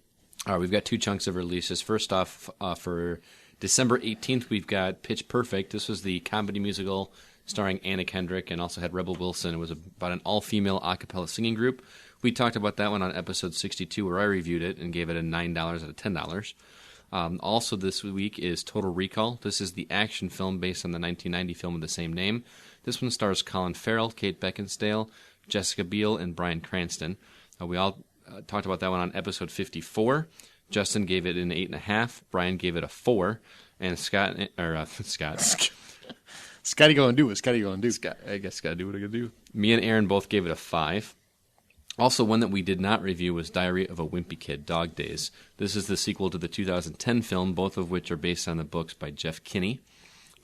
Trouble with a Curve was one I'm surprised none of us saw, but that follows Clint Eastwood as an ailing baseball scout who takes his daughter, played by Amy Adams, on one last recruiting trip. It also stars Justin Timberlake. Lastly, for the 18th is 10 Years. This is a story here the night before their high school reunion. A group of friends realize they still haven't quite grown up in some ways. This stars Channing Tatum and Rosario Dawson. And much to the chagrin of Justin, we also have 3 Friday releases. It's for Christmas, though. It's for special. Christmas, so it's special. It's for Jesus' birthday. And I'm sure Jesus He would be wasn't proud. born in Christmas even if he existed. And I'm sure Jesus would be proud that Resident Evil Retribution is being released a few days before his birthday. This is the latest film based on the video game franchise we talked about on episode 60, where Justin gave it a 7 and Aaron gave it a 6.5. Also, on that same day, Premium Rush, which is the Joseph Gordon-Levitt movie with the bike messenger. He's on the run from Michael Shannon. Episode 57, Aaron gave it a $6 out of $10. And lastly, on the 21st, we also have Arbitrage. I'm not sure if I'm pronouncing that correctly. Sure. This stars Richard Gere and Susan Sarandon, and is about a troubled hedge fund magnate, Yes. who is desperate to complete the sale of his trading empire and makes an error that forces him to turn to an unlikely person for help. That's a lot of releases, so Merry Christmas, everybody. Ooh, yeah. Hit me with that unknown shit. Flashback. Next up, we've got our Flashback DVD or Blu-ray. This is where each week one of our hosts recommends a little-known or obscure film that's not directed by Michael Bay that we hope you'll give a chance to. In honor of the holiday, every holiday most of us watch a bunch of holiday films, mostly we've never seen before. So this year we're each going to suggest one little-known one that we would like you to check out. And so we're going to start with Justin, the guy that doesn't see very many holiday movies, apparently. So Justin, what's your movie? And this is unfortunate because every holiday movie I've seen is one we've all seen. I actually went through the internet and I trolled for holiday movies, little known, obscure, and about the only ones that I could ever find that I had never heard of were the ones you'd see on the Hallmark Channel. All the other really big holiday movies are pretty well big. I couldn't find one, and I tried. I honestly fully tried. But I guess in this category, I am much too commercial. Christmas Story, those sorts of movies are the ones I've seen. There aren't any little-known ones that I've not seen or that I could recommend. How about you, Aaron? I'm sorry. That's okay. No worries. That's okay. Let's go. You can talk about Star Trek for like a minute if you like. Well, Star Trek had a Christmas episode. Just kidding. I got a feeling you know that too. My pick would be Almost an Angel. It's a Paul Hogan movie from like 1990. Paul Hogan stars as Terry Dean. He's a loser thief who gets hit by a car when he inadvertently tries to save a kid from getting hit by a car. And Terry dreams, or we're actually not sure if he dreams or not, but that he talks to God, and God gives him another chance if he decides to go back and do good works. So Terry wakes up, believes himself to be an angel, and essentially the film turns into like the Down Under version of It's a Wonderful Life. Good day, mate. Hi, mate. To me, it's a really sweet, cute, and funny flick, and it's everything Christmas is about, and most people have not seen it. I kind of like it. I think it's very cute and sweet. I like it. It brings up an odd question, though. How odd must it be to people in the Southern Hemisphere that when Christmas rolls around, every movie that the U.S. ships out is filled with snow and ice in winter, but in the southern hemisphere, it's summer. Yeah. They're getting Santa Claus in the middle of summer. I wonder how, or not the middle of summer, but it ain't cold, it ain't snowing. So our version of, a winter wonderland, all those songs, they don't mean shit down in the southern hemisphere. How odd must that be? And their toilets go the other way, too. Well, Australian listeners, please let us know how effed up that has to be. So is Santa like wearing board shorts instead of a big woolly red and white suit, or what? Pretty much got his jams and yeah, Jams. Santa Oh Claus. my God, you are an old fucking bastard. Santa Claus has a mullet. Brian, what do you got? Man, I don't have jack. Okay, let's go to Scott. All right, well, mine is somewhat obscure. I think it's actually gained a lot more popularity over the last few years, and I've actually talked about it before on the show, and it's a movie called Love Actually. It's a British film. It's one of those films that has a lot of different stories going on all at once that have some commonality towards the end. Movies kind of like Valentine's Day or He's Just Not That Into You, but this is one of the earlier ones that actually did it right. There's a lot of really good actors in it. Liam Neeson, Bill Nighy, Colin Firth. Just the list goes on. There's just so many good British actors in it, and each little story is just very, very heartwarming, and it kind of gets me every year. It's one that I watch every year without fail, and I can't recommend that movie enough. It's actually they've got it on Redbox now. It's becoming that popular. So you sound like you're tearing up right now. You Just a little little bitch. have you seen it yet? No. Man, I don't watch that shit. Justin, I'm telling you, man, that's a movie I think you would like. I know you don't dig the cheesy ones. This one actually has some pretty cool stuff in it. So I'll have to take a look at it. I'll put it in my queue. awesome. All right, let's go to Scott's Stump the Hoe answer. All right, my question was, in the movie National Lampoon's Christmas Vacation, the song Here Comes Santa Claus is played during the scene when the police storm the Griswolds' house. This version is sung by Gene Autry, who's third cousin to one of the actors in the film. Which actor is it? The answers were A, Randy Quaid as Cousin Eddie, B, Beverly D'Angelo as Ellen Griswold, C, Chevy Chase as Clark Griswold, or D, Doris Roberts as Ellen's mother Frances. All three of you guys chose D, Doris Roberts, and all three of you were wrong. It is actually A, Randy Quaid. Oh, it's Crazy Quaid? Yeah. Wow. Whatever. It's funny we were watching that, and my I wife... think you're wrong. I thought you were wrong. My wife turned to me when we were watching that, when Randy Quaid popped up and his little see-through shirt and dickie or whatever. Yeah. And, never and she goes, why couldn't anybody see that he was going to be crazy?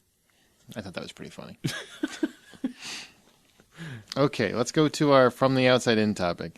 It's actually going to be a three-parter since we don't have any reviews this week. We got a little bit more time, not too much at this point. But first thing, we're going to go revisit our most ridiculous plot twist theme and apply it to Christmas films.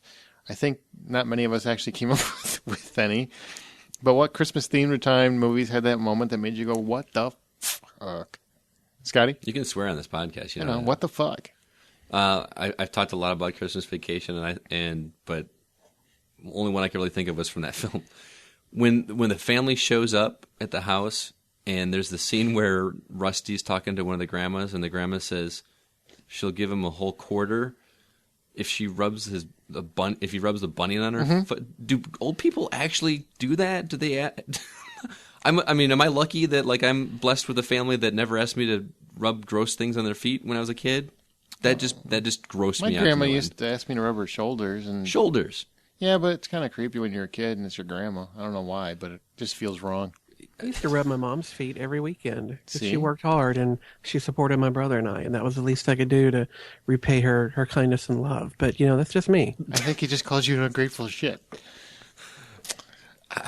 I'm sorry. The whole I think thought grosses me out. Yes, a lot of people have parents that ask them to do things for them. Okay, then It's part of the Christmas spirit, Scott. I'm in the minority then. I'm sure you can find it on Amazon. It's in Redbox. One of mine is War of the Roses, and I love this movie. It's probably one of my favorite movies because it's just evil and wrong. And When he pisses into that. but here's my question. Skillet. Okay, granted, I love the movie. I want to preface that. I love the movie. So nobody read me that, well, you're wrong, the movie's great. I love the movie. But who on God's green earth would stay in a house with a man who pissed on your fish and with a woman who you think cooked your fucking dog. It makes no sense at all. Just boggles my mind. My other one, it makes for hilarity, but it's absolutely stupid that it happened. Is Surviving Christmas. Have you guys ever seen this? No. It's Ben Affleck's even worse than Reindeer Games Christmas movie. No way. Yeah, it's pretty bad. He hires a family to be his family so he's not alone for the holiday, and he actually gives them a script. It's Wow. stupid. It's just one of the dumbest Wow. freaking things I can think of. Justin, what were you going to talk about? Christmas-themed TV episodes. Well, I was complaining, as I'm wont to do. But this time I was complaining about the fact that there just weren't many Christmas movies that I could think of that the term "what the fuck" kind of jumped to mind when it came to describing a sudden turn of events. I think the only thing that would even come remotely close to that are the hounds running through the house on A Christmas Story, spilling over the table, dumping the food, all the baying of dogs, and the father cursing them out was hysterical. Didn't see it coming, but that's, it just really doesn't seem to qualify. And so what I started doing was thinking, well, are there any TV episodes that maybe had what the F moments in them? Or, broadening it out even more, what kind of TV episodes? Last week we talked about, are Christmas episodes going to become a thing of the past? Are they still relevant since most people now time shift the way that they watch TV? How many of us watch a Christmas episode when it's actually Christmas? I defended the Christmas episodes. And so I kind of thought, if there's one episode of a TV show that I like to try and watch every year around Christmas, and it also kind of qualifies as a what the F, it's an episode of The X-Files called How the Ghosts Stole Christmas. It's a fantastic episode, but yet it's a kind of a Halloween episode at the same time. But it's about Mulder and Scully investigating a house where some people were said to have killed. It was a suicide pact, and ever since then, their ghosts have haunted the house and taken kids with them. And it's one of those episodes that only really has a very small cast. Of course, you've got Mulder and Scully, but then you've got Lily Tomlin and Ed Asner, who are playing the couple that killed themselves long ago and still haunt the house. It's a bit of a scary episode for something for Christmas, but it still has that Christmas feel at the end of it. And it's an episode that I like to watch, every Christmas when I can. And luckily I own the whole season set on DVD, so I can watch it whenever I want. But it's a very unusual type of Christmas episode. It's not all singing carols and standing around with candy canes. It's got a little darker twist to it, but I liked it. But just Christmas episodes in general, if there's any that you guys had that you loved or maybe rewatched, I thought it'd be maybe an interesting thing to talk about. I still to this day every Christmas watch the Night Court Christmas episodes. Really? Yeah, I just love. It's one of my favorite comedies of all time, and their Christmas episodes always crack me up. Very, very few shows can I watch the Christmas. We talked about it last week. I just don't get into it. Where do you watch? I mean, do you watch them on YouTube or something, or what? No, I got them on DVD. Oh, really? Yep, up to season. Well, actually, I'm getting season 6 for Christmas, but I have a bunch of them on videotape.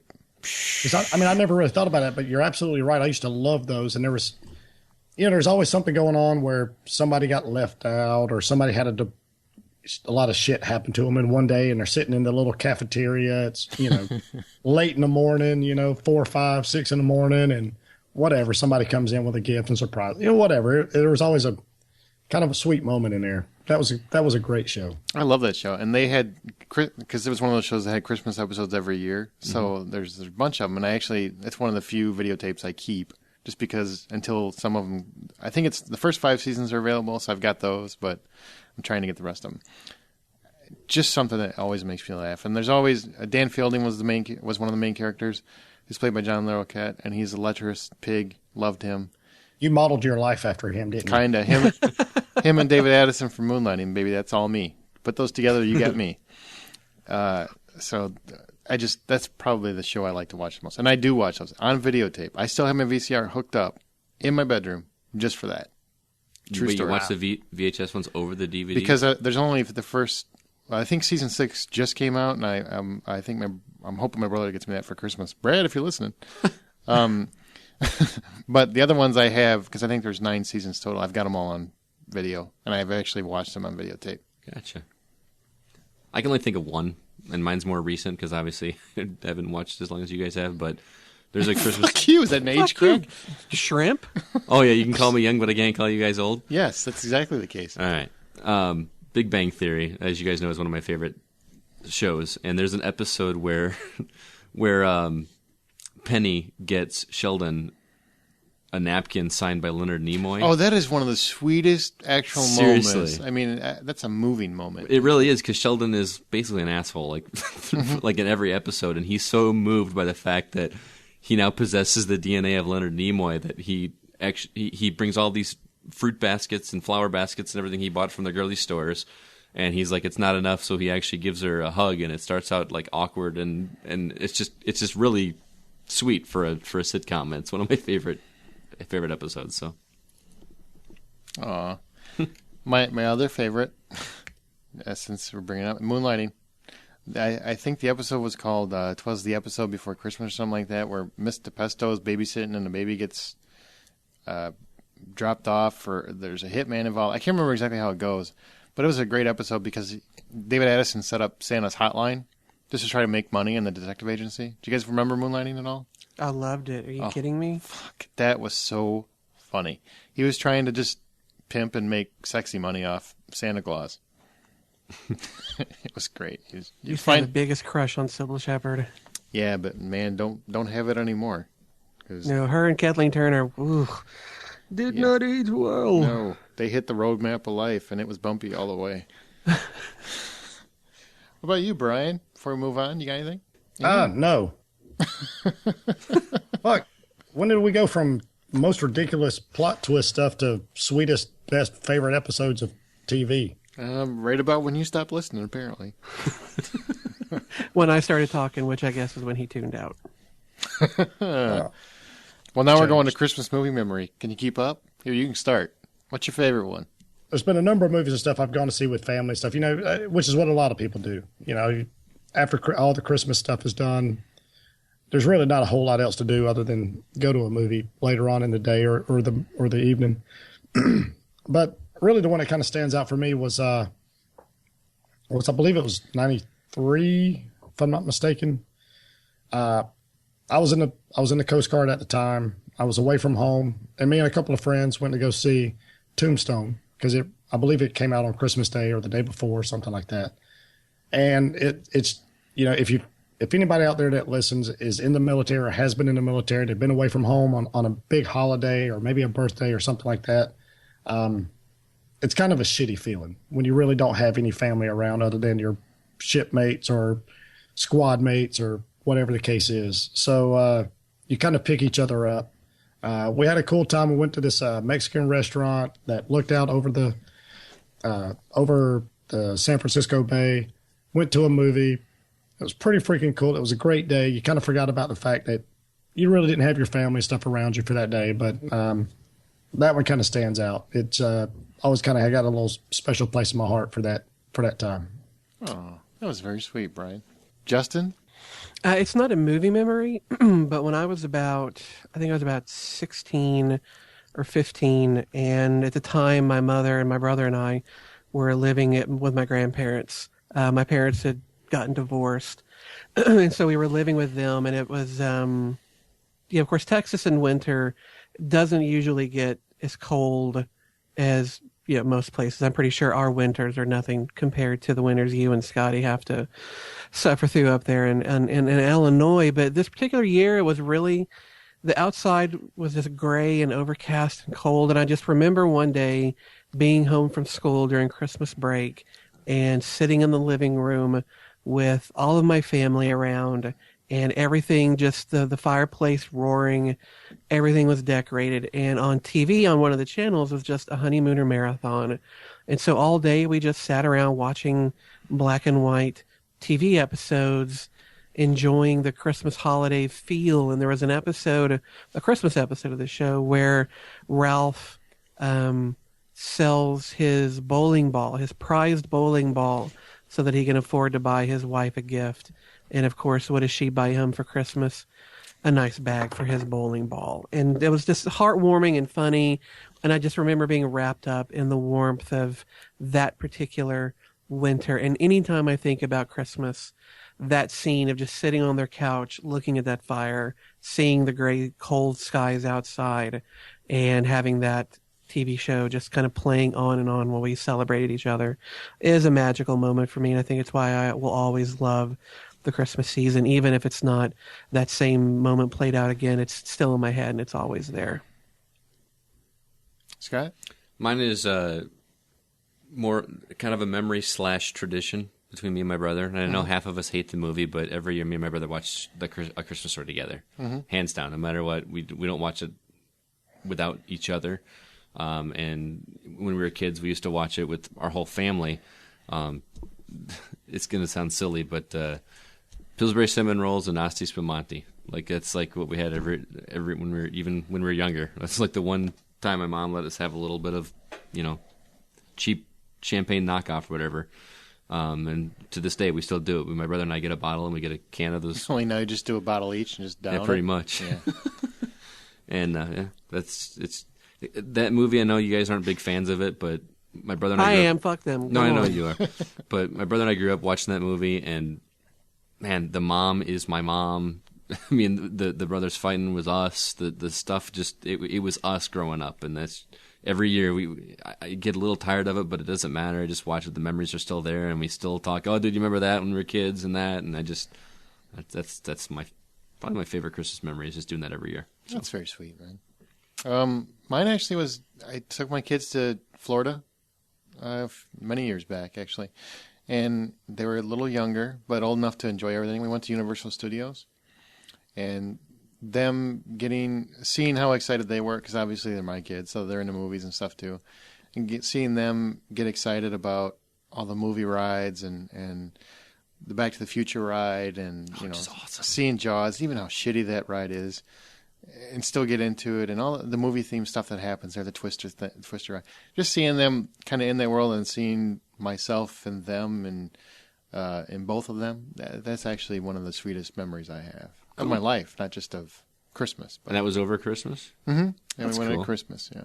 So that's mine. Top that, bitches. Now let's go to recasting the classics, Justin. All right, well, this is our segment where every week we are going to be recasting a classic movie, though I think this week we're stretching it a little bit, but we'll go ahead and let it slide in. But we're going to be recasting a classic. We're given 5 characters from that movie and asked to recast it with a modern cast. We can change genders. We can change ethnicities. We just have to be able to defend those choices. Last week, Brian challenged me to recast that classic known as Armageddon. And he asked me to recast the roles of Harry Stamper, A.J. Frost, Grace Stamper, Chick, and Colonel Willie Sharp. Now, I didn't quite realize it until I actually looked the movie up, but it is 15 years old. I cannot believe that movie is about 15 years old. And I think we should set that as the minimum, by the way. Yeah, I mean, it had been 20, but 15 is good. It's close enough. It's edging in. Okay. All right, so I'm going to go from least to favorite, or least to the most important actor. And I wanted to take my Armageddon in a slightly more serious, kind of gritty direction. And so I chose to cast it that way. I also chose to go, I think I might be the first one to do this, but I changed the gender and ethnicity of Colonel Willie Sharp. Now it's Colonel Wilma Sharp. And I wanted to go Wilma? female. Well, whatever first name you want to put in there. Shit, you're not a screenwriter. Whatever first name you want to give her. Anyway, I have changed the prominent military character of Willie Sharp to a female, but I wanted to go with a woman that was strong, that had some presence on the screen, looked like she'd be able to tussle with the guys, but also had a look of real intelligence to her. I didn't want to go with Christmas. Oh God, what was her name? She played the nuclear Denise scientist. Richards. Yes, Denise Richards. Jesus, I didn't want to go that route, so I went with Paula Patton to play this new Colonel Sharp. She was fantastic in Mission Impossible Ghost Protocol. She is tall, she is strong, and she also looks like she's a pretty sharp cookie too. So I wanted to slip in a female and a female of color to add a little flavor to this cast. For the role of Chick, who I don't even remember the name of the guy who played Harry Stamper's best friend. Will Patton. Will Patton. He's an actor you see all the time. He's really good at playing a good guy, really good at playing bad. I wanted to try and go with a similar feel with him, so I chose Jeffrey Dean Morgan to play this role. Some of you may know him from Supernatural. Some of you may know him as the comedian from Watchmen. He was in The Losers. He's developing a little bit of career in what was that movie, The Possession? Mm-hmm. He was also the father in that one. So he's getting a little bit more of a career behind him, but he's a big guy. He's a gruff guy, and he has a similar feel to the previous actor. So I wanted to go with him.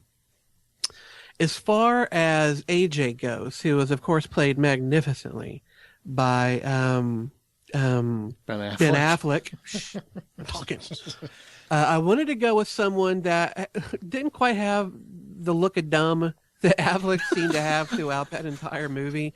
I wanted to go with someone with a bit more, I wouldn't say heft, but somebody I could root for a little more. And so with this one, I went with Liam Hemsworth.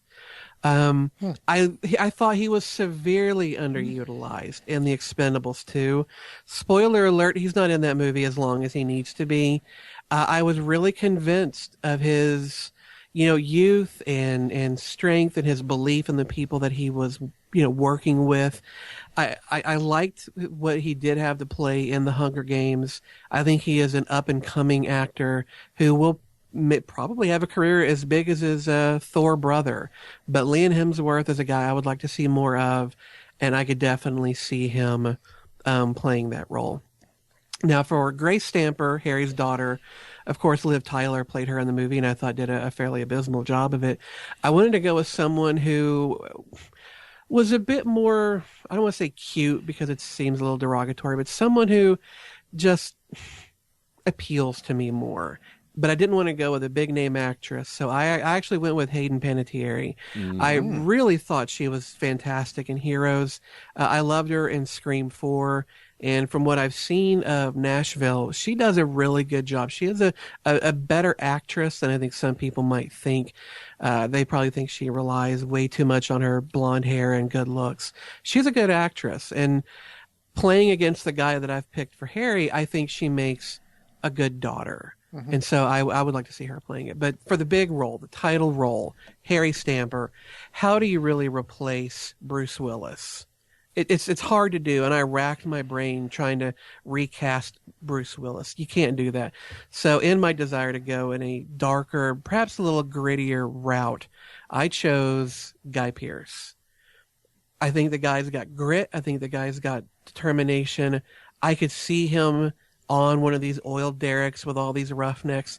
I could see him on the surface of an asteroid. I think Guy Pearce has got amazing screen presence, and I think he brings a certain lethality to the screen that I don't even think Bruce Willis does. Bruce Willis is a little too funny for me to see as lethal until he whips out the gun in Die Hard and starts shooting. Guy Pearce always seems lethal. So that's who I thought might make a pretty good Harry Stamper. He's going to be very busy. He's going to be very busy doing my Indiana Jones movie and your Armageddon movie. Yeah, well, the guy's a good actor, and he deserves to get more roles. So maybe Hollywood will pay attention. Good choice. I like all of them. All right. Can't find fault with any of them, Justin. I'm sure when you listen back, there'll be some listeners who will, and they'll let us know, and I look forward to hearing them. Yeah, tell us who you guys would have cast. Yeah. All right. Now, for Aaron, I have chosen North by Northwest. Shit. And I want you to recast Cary Grant's Roger Thornhill, Ava Marie Saint's Eve Kendall. I want you to recast James Mason's Philip Van Damme. I also want you to recast Leo G. Carroll's The Professor and Martin Landau's Leonard. That's hard, man. That's Cary Grant's always a tough one. Clooney's too easy to go to. So a little too easy. Maybe Guy Pearce was for me, but that's way too easy. Yeah, gotta dig a little deeper. But I didn't want to go with, of course, Psycho, because that's already been remade, and I didn't want to go with a more obvious Hitchcock. But I thought North by Northwest might be a little more off the beaten path. That's a good you one. Might have I like fun it. With. It's a good choice. Okay, now let's go to emails as we close the show out. Justin, you get the first one. First and foremost, Time Magazine can suck a cock, says Ashley. Thank you for backing me up on that. I appreciate it. She says, Brian, it's not Clara, it's Clary. Guys, I've actually read the Mortal Instruments series, and the books are entertaining and well written for the most part, although I did read them after Twilight, so anything would read well after that. I know you guys think it's a been there, done that topic, but I do promise there's more to the story.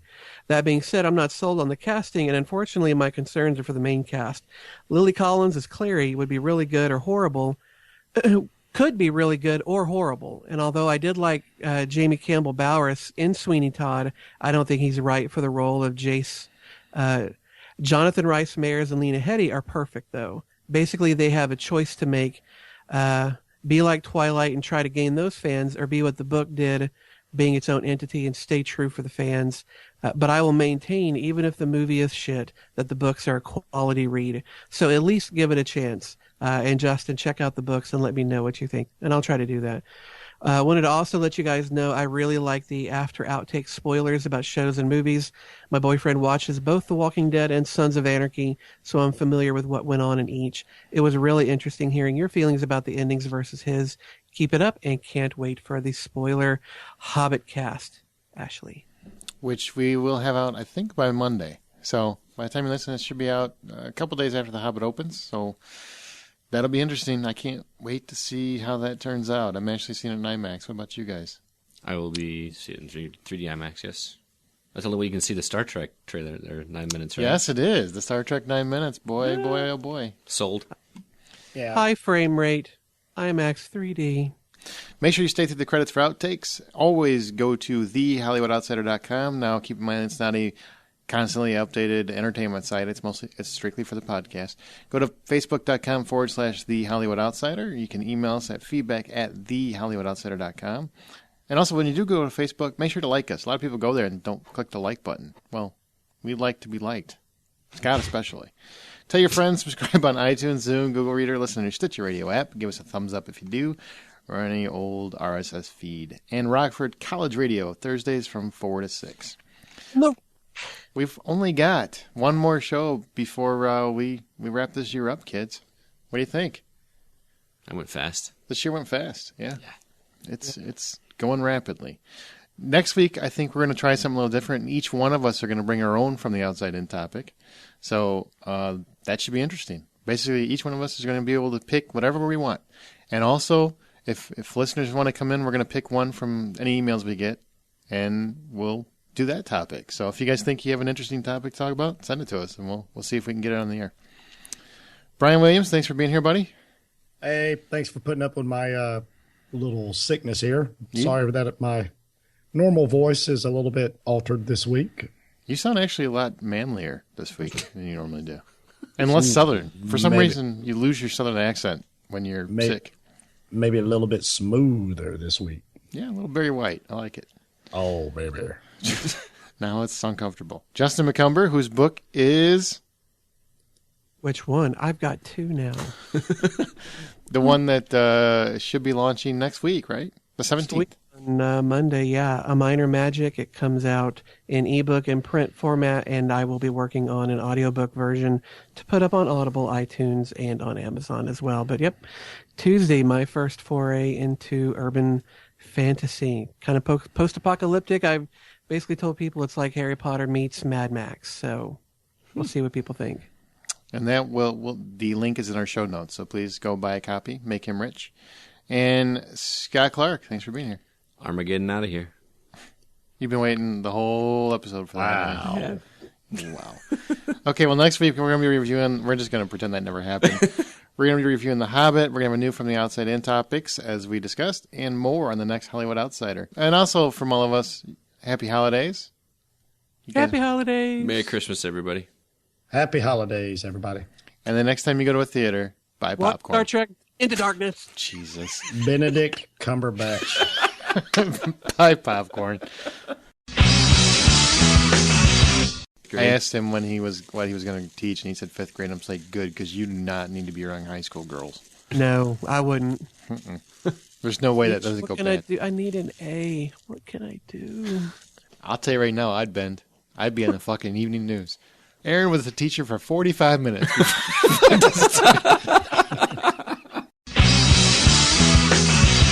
So we're going to do 4 topics next week? Make them short. I think it'd be fun. It's the end of the year thing. We don't have to have as much. There's not as much news at the end of the year for that kind of. Apparently, there's 1,000 trailers, but Should I send you a fucking email now for the Pacific Rim trailer? I want to make sure it's in there. you already know what your topic is going to be. No, he was just How being- much Aaron sucks. Let's all talk about that. Send me your topic. I'll remind everybody. I'll send about 16 emails, and I'll make sure to just let me know what's the final one so I can stop deleting them.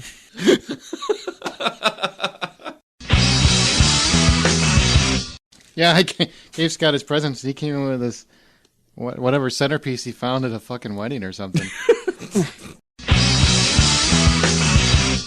This is the Hollywood Outsider, weekly entertainment podcast, where this week we're going to look at upcoming releases including Jack Reacher. This is 40 and the Guild. I said fuck. The Guild Trip.